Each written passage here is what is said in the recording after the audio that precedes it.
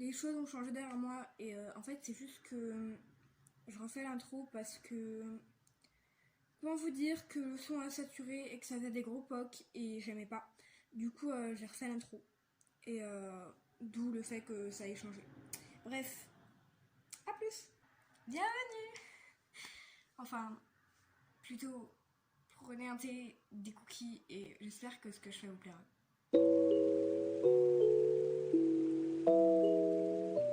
Aujourd'hui, j'avais envie de parler de vous savez, ce livre qu'on a lu et on a ce genre de boum. Il y a quelque chose en vous qui vous fait dire ça me touche. Et c'est ce genre de sensation que j'adore parce que vous savez, c'est comme une petite fleur qui juste explosait dans votre cœur et c'est beau en fait. Je pars dans des métaphores de phrases et de périphrases et tout ce que vous voulez, mais je trouve ça beau. Donc voilà, je vais vous présenter aujourd'hui mes livres en cours et ceux qui m'ont fait éclore une petite fleur dans mon cœur en plus. J'espère que vous aimerez ce que je vais vous présenter.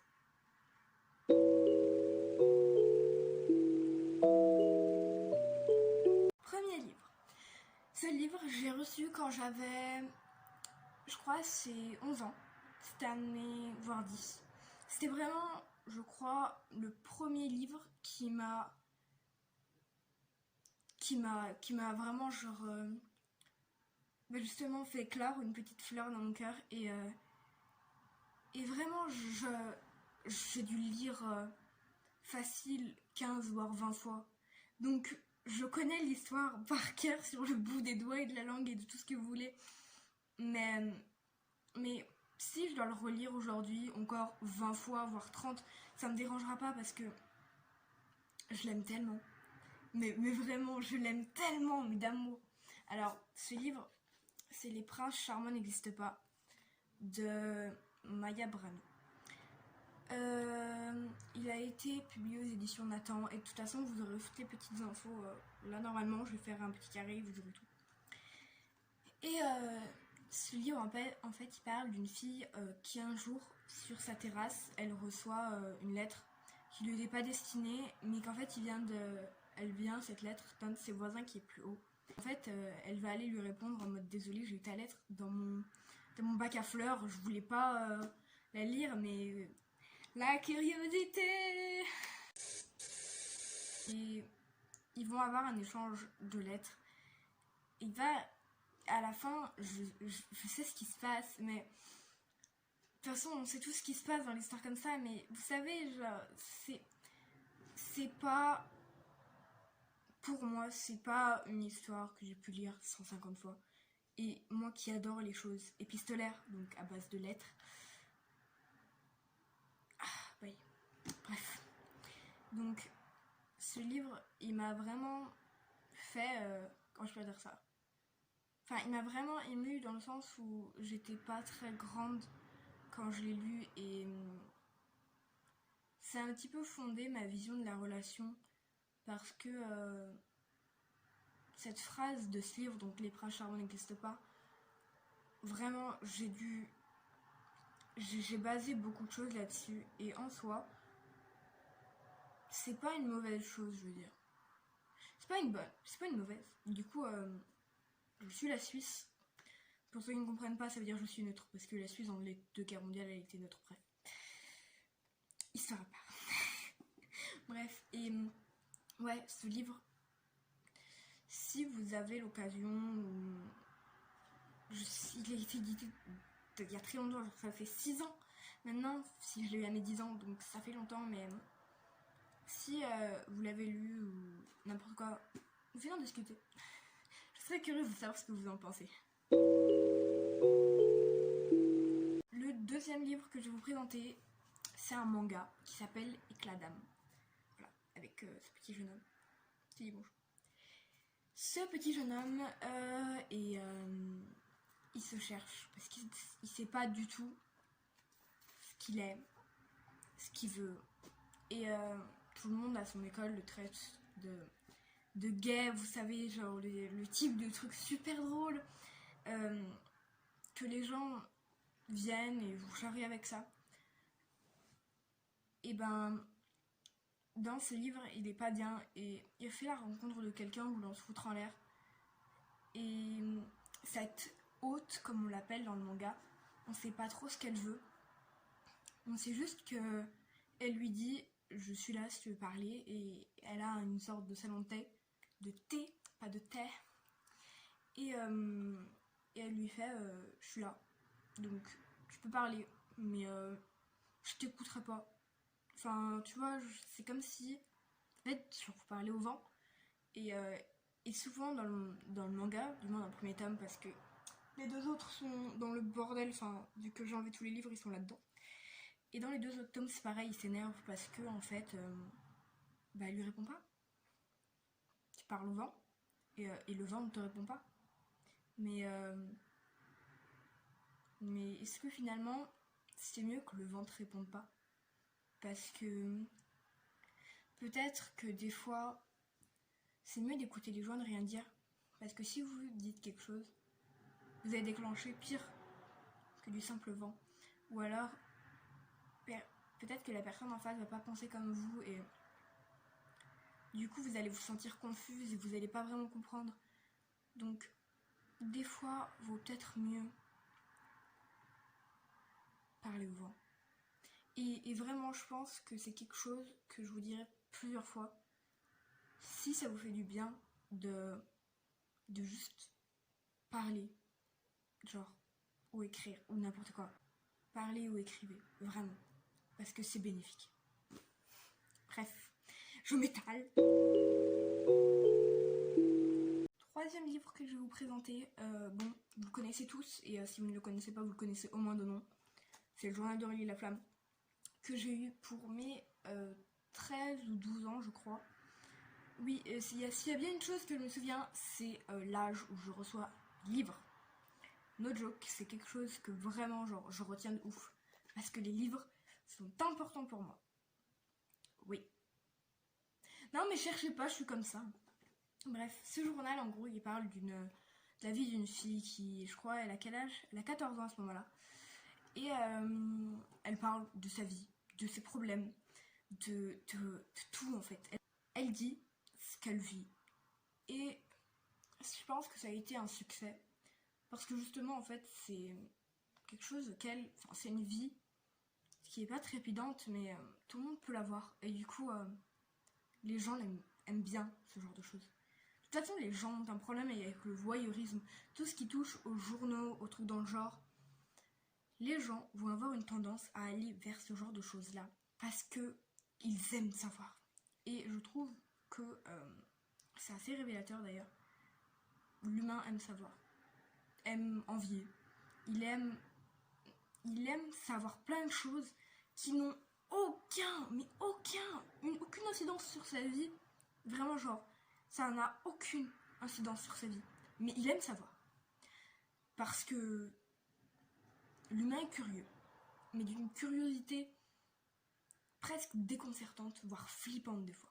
Du coup, j'ai reçu le tome... Ouf. Voilà, ce gros truc là. C'est le tome 9 qui est sorti il n'y a pas trop longtemps. Et je l'ai eu à mon anniversaire, pour mes 16 ans du coup. Et je l'ai pas encore lu. Mais c'est la continuité, parce que du coup ils sont tous en haut là-haut, derrière mes bougies, mais voilà, ils sont tous là en haut. Et je suis contente parce que c'est une série que j'aime bien. Et que du coup, sachant qu'elle est terminée, vous saurez au fil du temps que les séries qui sont terminées dans ma petite bibliothèque, c'est quelque chose qui me fascine et que j'adore. Parce que c'est beau d'avoir une série terminée. Quand vous avez tous les tomes d'une série, enfin, perso, je suis là en mode, elle est complète, enfin, j'ai des problèmes. Mais j'aime bien. Bref, voilà. Donc, le journal d'Aurélie Laflamme, si vous voulez commencer, c'est pas mal. Mais sachez que c'est un journal comme un autre et que il est bien, mais il y en a d'autres qui sont bien aussi. C'est un journal comme un autre. prochain livre. C'est un manga, encore une fois, parce que je lis beaucoup de mangas et j'aime les mangas. Mais il s'appelle L'Atelier des Sorciers. Voilà, avec cette petite personne. Cette petite personne habite avec sa mère. Et un jour, dans leur monde, les sorciers sont vraiment très bas. Voilà. Les sorciers sont vraiment vus comme des personnes qui sont très majestueux. En fait, les sorciers, c'est vraiment vu comme... La magie est vraiment vue comme quelque chose de spécial et de beau, en fait, mais que les humains comprennent pas. Et ils pensent que c'est qu'on devient magicien ou qu'on le tire d'une lignée ou que voilà. Donc le secret de la magie est très bien gardé. Et un jour, en fait, il y a un magicien qui vient dans la boutique qu'elle tient, cette petite personne, avec sa maman. Parce qu'ils sont confectionneurs, je crois qu'ils confectionnent des tissus, ou je ne sais plus trop, ou des robes, je ne sais plus. Et du coup, il va dans la boutique et en fait, il va avoir quelque chose qui va faire que il va devoir exercer sa magie. Parce que il y aura eu un problème. Du coup, il va devoir faire de la magie. Du coup, il demande évidemment à ce que personne entre, personne ne soit avec lui, que les fenêtres elles soient baissées. Enfin, c'est vraiment quelque chose de très, vous voyez, spécial. Et du coup, cette petite fille va aller voir ce qu'il fait. Elle va comprendre comment la magie marche. Et elle va faire l'irréversible, c'est-à-dire tenter la magie. Spoiler alerte, ce n'est pas bon.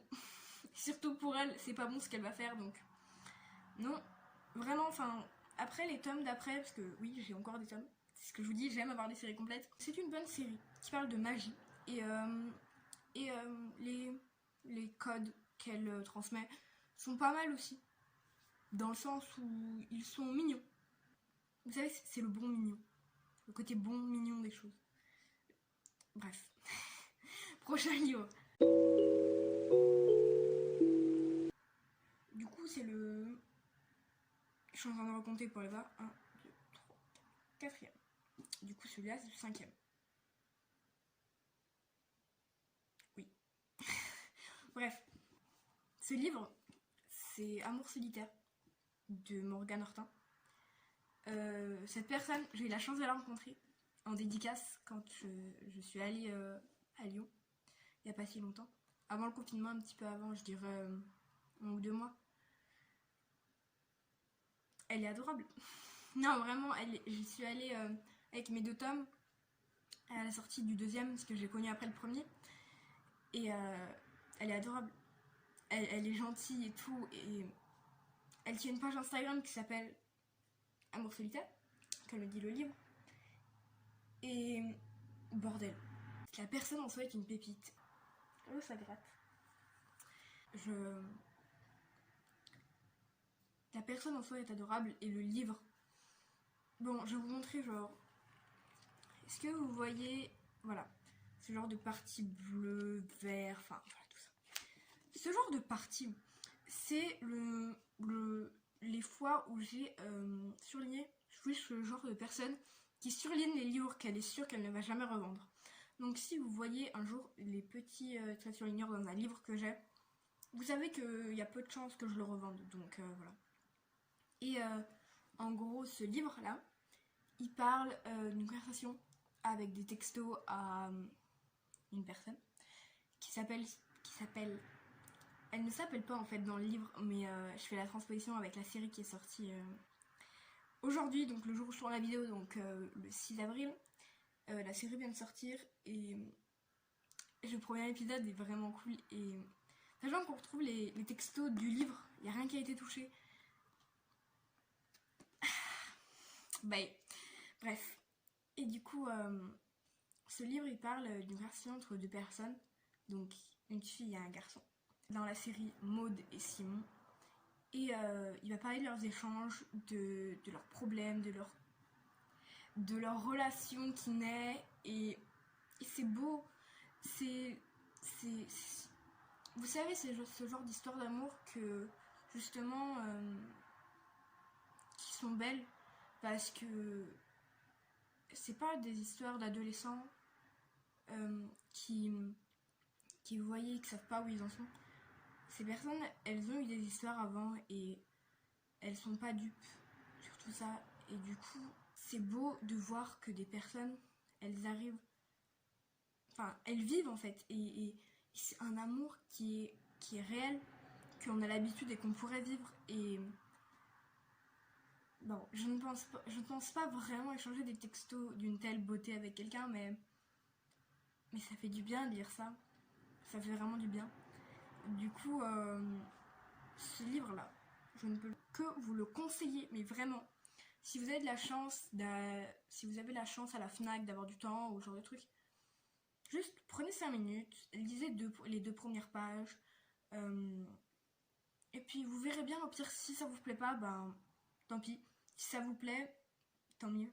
J'aurais peut-être réussi à quelque chose finalement. Et si vous voyez le 2e tome, mais pas le premier, les 2 tomes peuvent être lus séparément. Du coup, vous pouvez lire les textos du 2e. C'est pas grave. Juste regardez si vous aimez. Et si vous aimez, je serais très contente d'avoir réussi à faire ça. Bref, dernier livre. Ce livre, c'est Hunter x Hunter. Enfin, ce manga. Donc il est pas très long, vous voyez, c'est pas énorme. C'est le tome 33 parce que j'ai lu tous les tomes d'avant et je les ai empruntés à ma médiathèque. Donc je ne les ai pas. Et je pense me les acheter plus tard quand j'aurai de l'argent. Donc, parce que c'est mon manga préféré en fait. Voilà. Ça, c'est mon bail, c'est tout ce que vous voulez. Si vous n'aimez pas lire, il existe en animé. Voilà, donc sachez-le. Si vous voulez le regarder, il existe en animé. La fin n'est pas réelle, elle ne colle pas au manga parce que l'auteur fait beaucoup de pauses parce qu'il a des problèmes. Donc, vous ne verrez pas la fin qui a vraiment la fin dans le manga en fait. C'est pour ça parce que le manga n'est pas fini d'être publié. Donc moi je le suis le manga parution par parution tant qu'ils sont édités en français parce que je ne lis pas le japonais malheureusement. Et du coup j'ai le 33, le 34 et le 35 qui sont dans le bordel là, dans le bordel de mes livres. En gros ce manga ça parle d'un, enfin comme tous les shonen, ouais les shonen, ça parle vous savez d'un jeune qui a une quête et qui va tout faire pour accomplir cette quête. Enfin, vous savez, c'est le shonen classique. Je dirais que comparé au shonen classique que je connais vaguement, Hunter x Hunter c'est... Enfin, ou Hunter x Hunter, je sais pas, moi je dis Hunter x Hunter, mais peut-être qu'on prononce Hunter x Hunter, bref. Je sais que c'est un manga que j'affectionne énormément parce que comparé à tous les shonen que j'ai pu lire, techniquement Fairy Tail c'est un manga que je connais très bien puisque je le suis. Mais des deux, si on me demande de choisir, je dirais sans aucun doute celui-là. Parce que il apporte une dose de violence. Mais la violence des combats en fait, mais il n'y a pas vraiment de magie, il n'y a pas vraiment de trucs comme ça. C'est juste en fait, c'est agréable à lire. Parce que pour moi, c'est certes une violence qui certaines fois fait pas du mal, mais vous savez, elle vous fait dire un peu ouf. Mais je recommanderais pas non plus de lire si vous avez 10 ans, parce que moi 10 ans je pense, bon j'aurais pas fait de coma, mais j'aurais peut-être pas aussi bien adhéré. Mais si vous avez le temps de lire au moins le premier tome, même s'il est un peu long, ou de regarder le premier épisode de l'animé, même s'il est un peu long à démarrer, allez-y, parce que c'est un bon manga, et il y a certains arcs qui vraiment, moi, m'ont frappé dans mon cœur de lectrice. C'est le genre de lecture qui, quand vous la lisez une première fois, vous avez du mal à comprendre, mais il faut que vous lisiez plusieurs fois, des fois, une bulle pour la relire. Dans certains arcs, j'ai été obligée, des fois, je dirais c'est un petit peu le point faible de ce manga, mais de revenir 3 pages en arrière parce que on vous introduit 6 personnages en même temps et on vous fait débrouillez-vous. Vous avez des images, vous allez les reconnaître. Et des fois, j'avoue que je me suis souvent perdue avec le nom d'un personnage et je l'ai appelé pendant 10, 20 pages avec un nom qui n'était pas du tout le sien, mais pas du tout.